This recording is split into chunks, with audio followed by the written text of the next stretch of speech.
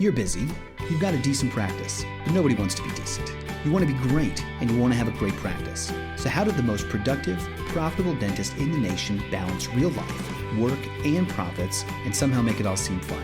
Well, it comes down to simple, everyday practices. So grab a lunch, join us as we chat with top clinicians and influencers to discover their formula for uncommon success. Are you ready? Then it's time to explore everyday practices with Vicki McManus-Peterson and Dr. Chad Johnson.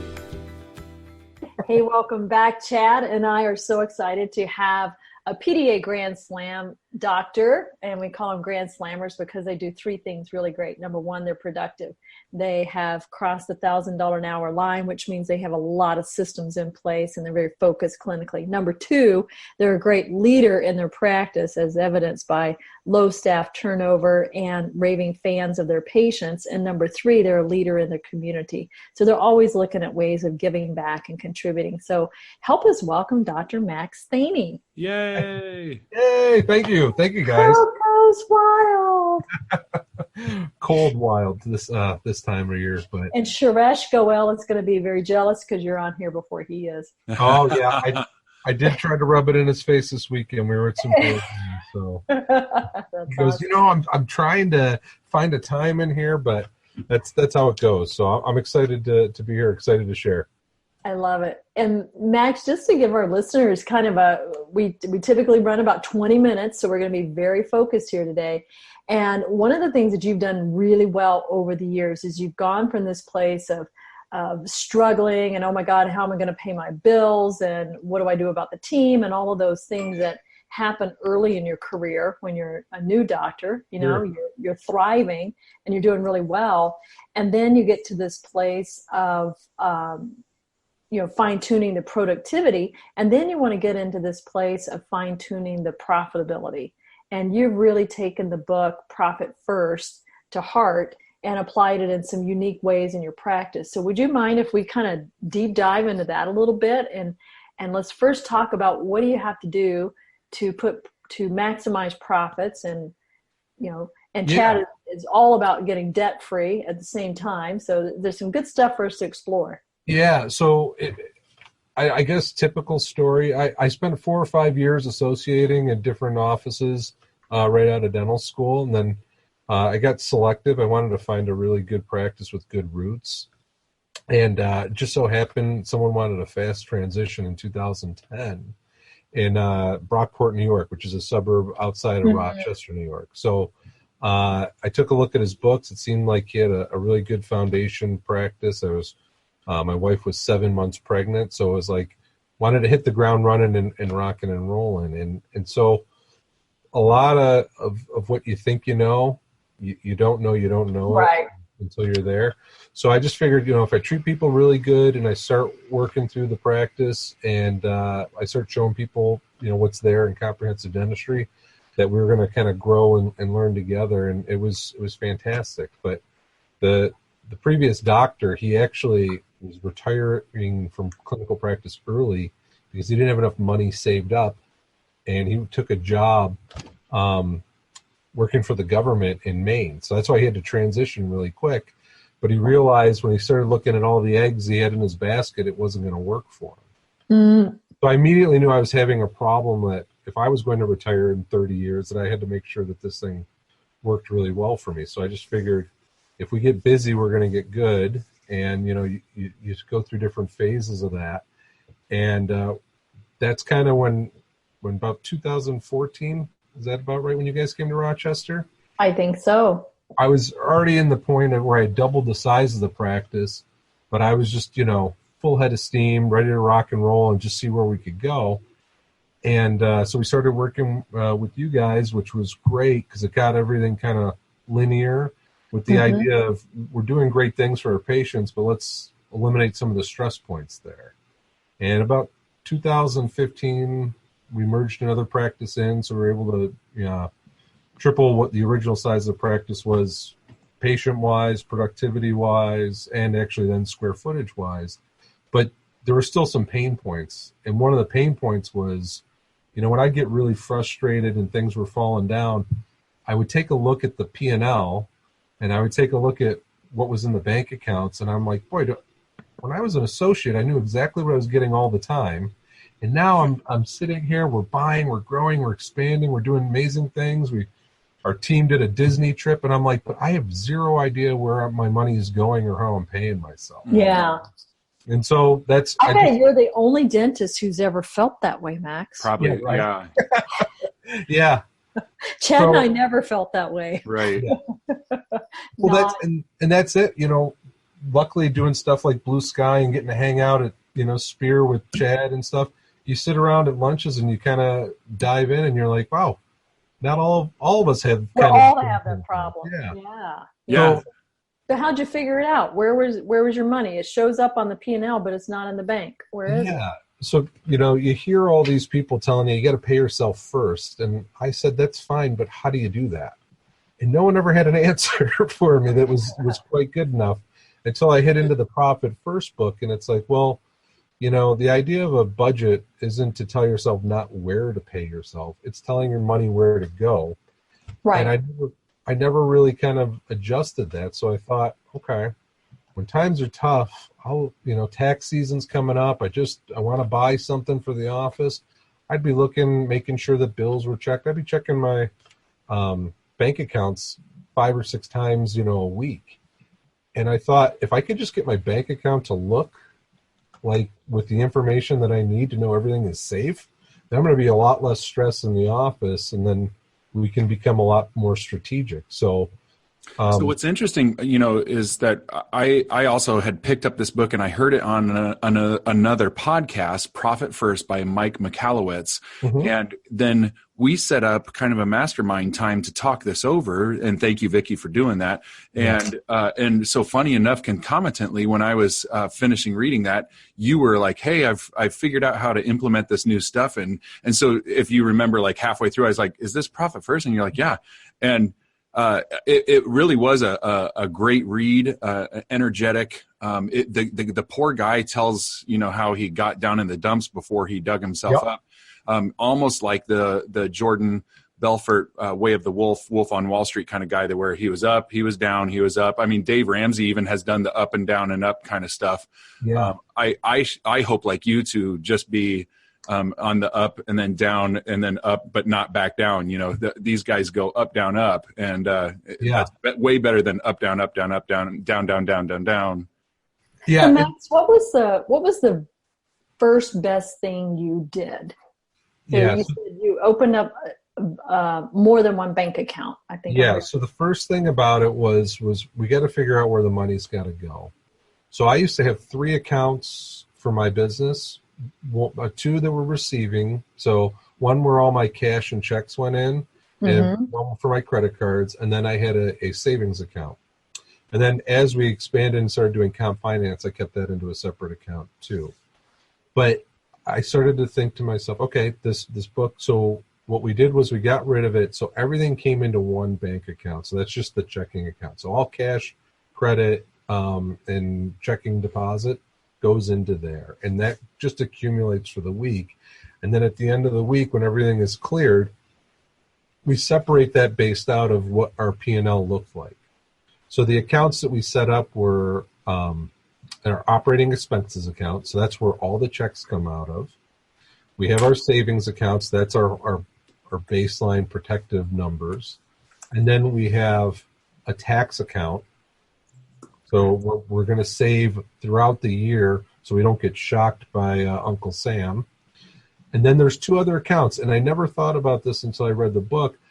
I've always learned my compensation model based on being a dentist with my hands in someone's mouth. That doesn't give me any credit or any work or compensation for running a business. Right. And a lot of that's my Friday night, Saturday morning, Sunday, the billing, the H&R, like all those pieces of it. The entrepreneur. You don't even really think about it. Yeah.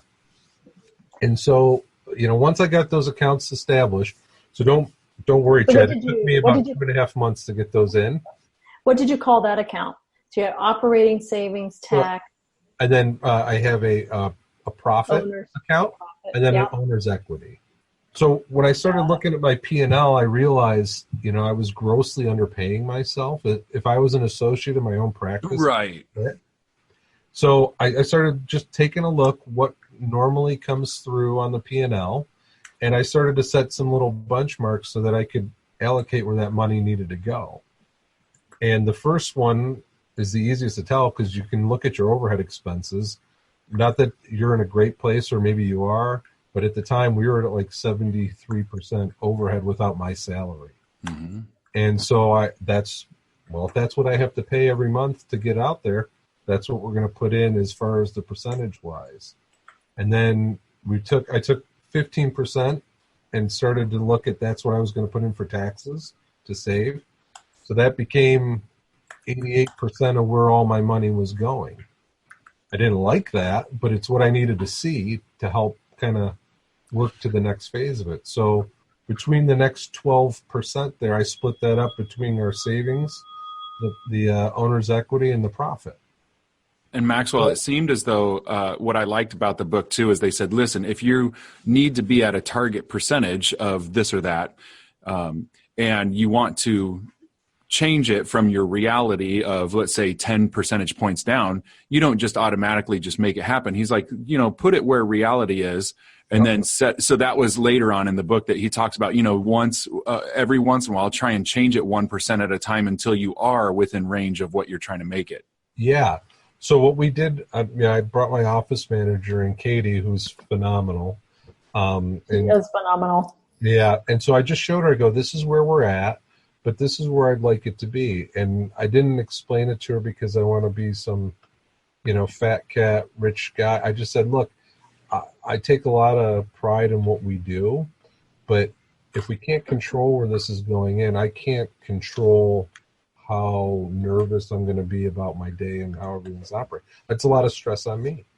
And so we made exactly what the book said, Chad. We just, every quarter, we meet once every other week on Fridays when we have non-clinical hours. And once a quarter, we would review where we were and where we wanted to go by just moving at 1 point. And the whole idea was we get to 65% overhead without my money, my salary in there. Then we're going to have opportunities when we get below that 65% to do things along with our team too. So the idea of balancing out, we're getting the ability to be close to being done with our debt, which is great. Good job. Yeah, thanks. But some of that comes because if you're having a great month and you don't have all that in the operating expenses, you can shift that over to our savings. This year we had a really nice surplusing where the tax laws went into our benefit. So our taxes, we had a surplus, and so we were able to buy some equipment, do some things that we wouldn't have necessarily been able to do, or we would have had to expand our debt from there. And when is your debt-free goal? Boy, oh boy. So going into by this 70? Year, yeah, this year we have it knocked down. Over the last 2 years, we've knocked 3 years off of it to September of 2019. September of 19? Yep. Yeah. Great. Yeah.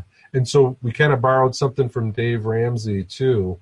I just as a project, Katie, my awesome office manager, we read the Entree Leadership book. Yeah. And so we've been debt cycloning here from that 2 years based off of the money we've been able to reallocate in there. Right. And this is controversial, Vicki. It is? Well, in the sense that, there's some people that think that this is a really bad idea, and I get it. I think there's one perspective that's naive to understand that, you could use interest to your leveraging advantage. And then there's another side that says, I understand that point, but there's also a psychological difficulty of holding debt that feels too out of control. I feel like when you can mold it in your own fashion, then carrying a certain amount of debt is comfortable. But when it seems to go on year after year and you can never get ahead, or you can never feel like you're in control of it, yep. then taking advantage of something like the Dave Ramsey plan, I think it empowers people, in spite of the fact that when you said, well, in the long game, you'd be ahead if you managed your debt better. And Dave Ramsey basically just says, that's nice and all, but sometimes the psychological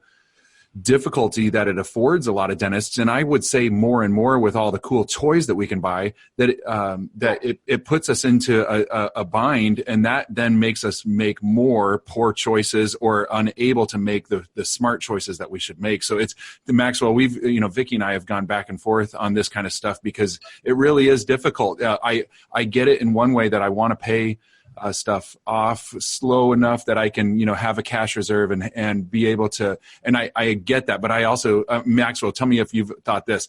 I'll do that and all and fine, but after September, when I get it paid off, then I'll be, you know what I'm saying? Doesn't it feel like that sometimes, Maxwell? Yeah. Oh, absolutely. And that's the real weird part about it. You have to know where you feel the most comfortable, because when you're walking into an operatory, walking in there with $950,000 of debt just for your practice and your machines and how everything looks, you don't want that to be in the room with you. It's what it is. It's the one thing that I think sets us the most apart from physician colleagues. Most of our physicians don't have to be the hospital and the clinician. Right. They have systems in there on how they get compensated and paid, and they don't really think about that unless they're for better or worse management. Yeah, and here we are. You just, you ink this deal, and you sit there and you think, wow, things are going to be great in 5 years, but you can't let that compromise who you are as a clinician. And so I felt like I can do so much better if I can walk in and feel like, you know what, if I really connect with this guy, I'm going to give it for free. And I just found that level of assurance that I was working on paying the debt down, it just made me feel better inside that room. Yeah. And I think... Go ahead. Sorry. Well, I want to clarify one thing with Chad, because we tease each other quite a bit. Oh, yeah.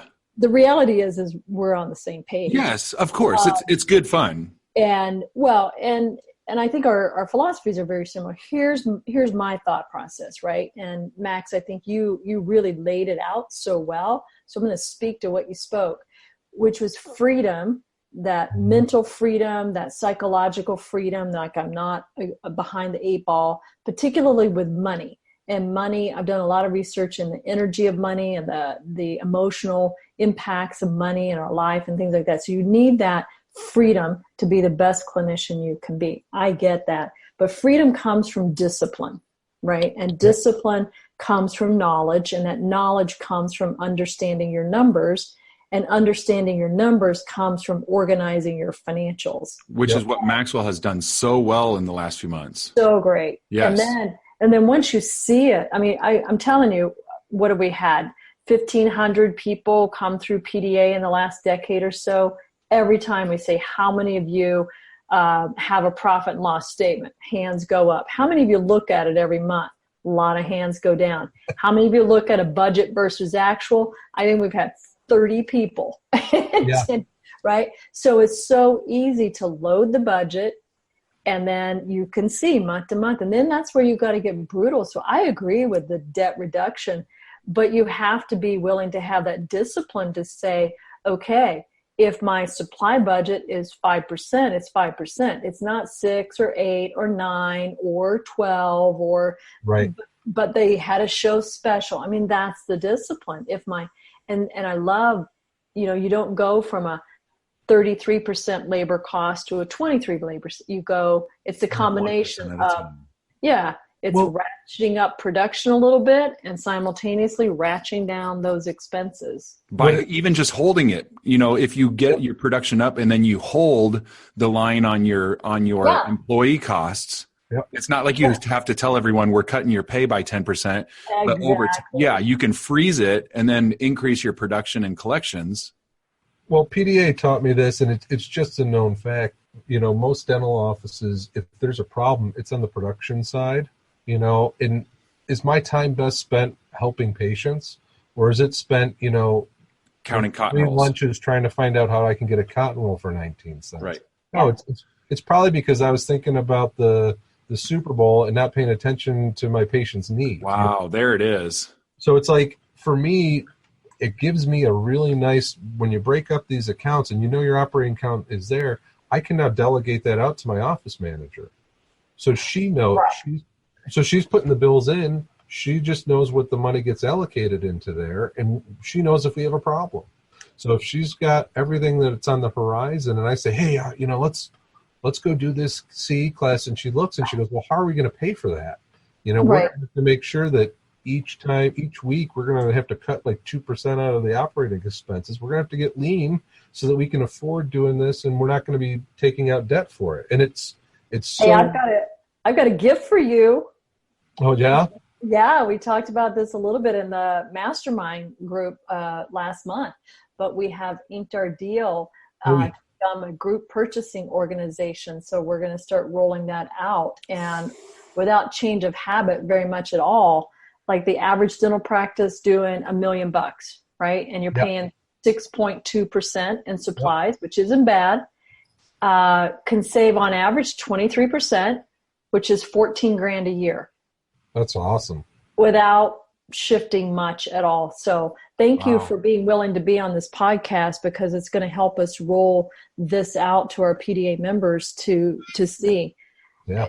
Hey, it's great that you and Chad talk about this stuff, but how are we really going to get it done? So I think having a 23% break on our supplies is going to be a nice first cut. That's what I like to look for. Have you found any? Are you excited about that, Chad? Yeah. That's almost just like, by the way, a few minutes into our podcast, just rolling in. Yeah, I'm going to save you 10 to 15 grand this year. So what do guys, this is just like so insanely unfair to have this 20-minute conversation. And the two of you are inspiring me beyond belief. Like I am so inspired. We haven't done driving the bus in a while. We haven't done those things. Oh yeah. Mostly because it's like once a year, it's 2 or 3 days. It's all that hassle of going. But what if we could take our PDA group and we create a profit mastermind group, and we go through the 2 books that you just mentioned, and we like tear it apart? Because like the coolest thing I got from Profits First, this is going to sound weird, but how do you take your best month and turn it into your average month? Which is what Productive Dentist Academy has been doing for 15 years. Right. Well, I get that, but we talk about go up $50 or $100. I just like, that's a new way of looking at it. I think both of these books are very similar to our philosophies, but it just turns the mirror a little bit, and it'd be fun to get 45 opinions on this, Yeah. Really cool. Absolutely. A virtual book club. Yeah. I like that idea. Yeah. Is it the Entire Leadership? Is that the other book? Entree Leadership, yeah. Entree Leadership makes up. It's for the entrepreneurs, but the people that have to lead the group. So Entree Leadership is kind Entree Leadership and Profit First. I mean, that I'd show up once a month or every 3 weeks or so for a call about that. And how are you doing? And what color Post-it note did you use on your Sunday night? Yeah. What brand of bourbon were you drinking when you wrote out your Post-it notes on this? There you go. How many milk? Well, Chad is going to be an ice cream cone, and what color Skittles? Heck yeah. Mine's going to be a chamomile tea. But ain't no shame in either of those games. God, it's Say, so Maxwell. much fun. Yeah. Have you noticed over, let's say, the last 10, 15 years that you've vacillated between, I'm going to pay off my debt, to screw this, I'm going to I'm just tired of paying it off, and so I'm going to stretch it out, and maybe I just need to back off. And then after so many months or a year goes by, and then you go, no, I'm sick of this. I'm going to start paying heavier on it. Well, so here's the nice part about it, Chad. For the first 5 years of practice ownership, that's exactly what I did. It just depends on how your head hit the pillow. The thing that I changed about it when I looked at, at the time, 2015, I think, was my craziest year. I had $950,000. I expanded the office. We merged Dr. Baldler in. We did, who was a neighbor across the street. He was just an awesome guy. He just wanted to practice for a couple more years. We had 2 Cerex in here. We had everything was financed. And I was always under the opinion, the first 4 years, you pay off what you owe the most interest on. And I changed all that, and I just started to focus in, if I had anything extra, I would pay the smallest balance. And once I started doing that, the thing just totally fell into like a tornado. And Vicky, that's a discipline kind of thing, as you were talking about. So it seems as though discipline is just like a basketball game where you're playing pickup, versus a basketball game that you're going out to play a top 25 team and you have plays and you have your head in the game. Yep. Because like you said, there was discipline in how you set up your accounts. There's discipline in how you execute going into your recares and new patients with the expectation that you're going to talk about these risk factors that you've seen on the x-rays and from the health history even before you went into the room. And that ups your game as opposed to, being on Facebook. Yeah. Yeah. Well, fortunately, especially for non-athletic people like myself, this money game is actually easier to play than basketball, right? I mean, there's a few just simple discipline. rules. It's a few simple rules. It's, I've got one spreadsheet that has all my loans on it. And I'm darn near debt free. Where I'm not debt free is one building that I own has a 25-year fixed rate SBA loan at 4.75. Perfect. Like that puppy, there's no audited financials. There's nothing securing it except the building itself. That puppy's going to go for 25 years. I'm not worried about it because it's self-liquidating. Mm-hmm. And there's a viable tenant. So I think there's also, that'll be a great discussion in our mastermind group, is psychologically, there's a big difference between self-liquidating debt and sweat of my brow debt. And then after I give Uncle Sam my 30 or 40%, debt. Yes. So it's a great conversation. I think that was one of the things too, that I never, when you started doing this, I'm sure Chad walked the same stages. You'd sit down with your tax guy and go, where am I at? What am I doing? And they go, oh, you're doing pretty good. You're not going to owe that much. And so it felt controllable. And then when you have this like massive explosive growth of your practice and things start really, blossoming, all of a sudden you get a tap on your shoulder in September and it's like, because you think, okay, last year was 80 grand. Now it's 80 grand. And they go, yeah, you owe 137. And you go, where did that number come from? And that's, it's just a different stress. The stress point from how am I going to keep the place running to now we're running so fast. I didn't anticipate, it's a submarine with a screen door. Now all of a sudden water's coming in. How am I going to figure this out? But I like that one. I remember that moment when my tax bill was bigger, because there's lag time, right? In my brain, in your brain, you're still this poor college student. And then your tax bill is bigger than what you think you make in your paycheck, right? Wow. Like I didn't even make that much. Have you guys had that experience? It's like, I don't even earn that much. How can I owe that much? Well, that was the year when Dr. Bowler merged over. You just don't know what you're going to get. And he had such a great relationship with all of his patients, but he didn't really want to go comprehensively and dive in and do big treatment plans. So my tax guy and we sat down before the merger and we're like, this is where we're at. This is what we can expect. Well, 6 months into him being here, he would refer his patients to me, go, I haven't been able to figure out how to fix your bite or fix these things. I know you wanted to look better. So these people are walking in here expecting can we do this for $20,000? It wasn't every single patient, but we did these massive plans or 7 or 8 implants that we were restoring. What a nice marketing machine. Yeah. Well, and he believed in us. That was the biggest thing. It was the greatest part about the transition. He goes, if I had 10 more years, I'd learn to be a dentist like you. But right now I'm just really excited that you can take care of these people, as well as you can. And so he believed in us. And the nice part about it was we get to get all these people some great care that they've been kind of on the fence for a couple of years. The problem is my accountant 6 months later goes, well, remember when we talked? We didn't all this other things that happened. So I actually, that first year, I paid more in taxes than I did take home. And that's when I was like, okay, let's figure out how to make this. Figure this out. Yeah. So, you brought up a really good point that's also not about money, but at least once a month, I will get a phone call that says I've got an opportunity to buy the practice or merge the practice from across the street. And I think you hit on the secret formula in that you establish a relationship with him and he respected your work.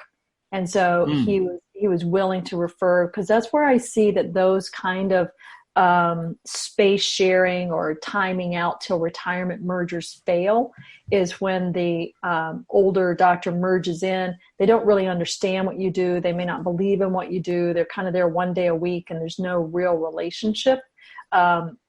you just don't get the value out of what you paid for. So good on you that you figured that piece out. Yeah. Well, thanks. Yeah. Yeah. I can't believe we've been chatting 30 minutes already. I know. I just looked at the clock. I'm like, this is a long lunch, Vicki. Okay, so someone sit on the treadmill a little bit longer. I'm going to vote for a mastermind. We're going to put it out there. Anybody I'm else? in. Sounds good. Yeah. Hey, that's 3. It'll be fun if it's just us. 3 out of 3. Yeah. We'll put it out there and see if any of our friends will join us. Maybe Pete Thompson will get in here. Oh yeah. If we invite him, if he pays the fee. If he paid, he's already paid the fee. He's a member. No, there's an extra fee for the mastermind. Bacon. Oh. You bacon. or a pork roll. Free flights to New Mexico at any time. Will he fly you? He's a pilot, right? He is. That's Yeah. right. All right. Well, it's a Pete Thompson throwdown now. Right.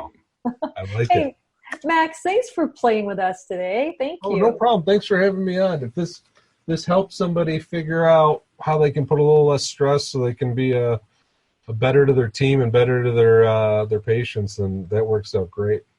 I love it. Chad, you want to ask him the final question? Buddy, bacon or eggs? Oh, come on. I'm not going to give my answer. My daughter, if she heard this, it's bacon all the way. She's got a bacon calendar. It's her. She's got a shirt that says bacon is the duct tape of the kitchen. So if I said eggs, even though that'd be my preference, I think she would be brokenhearted. So bacon all the way, Chad. So Bacon all the but way. secretively eggs, right? Oh, secretly eggs. All right. Hey, Chad, do you think we could get Kevin Bacon on our show sometime? The answer is yes. Yes. When the question is bacon, The answer is always the yes. answer is always You yes. just got to book. All you have to do for the driving the bus again, Vicky. Yeah. For entertainment, book the Bacon Brothers. It's him and his brother. They play.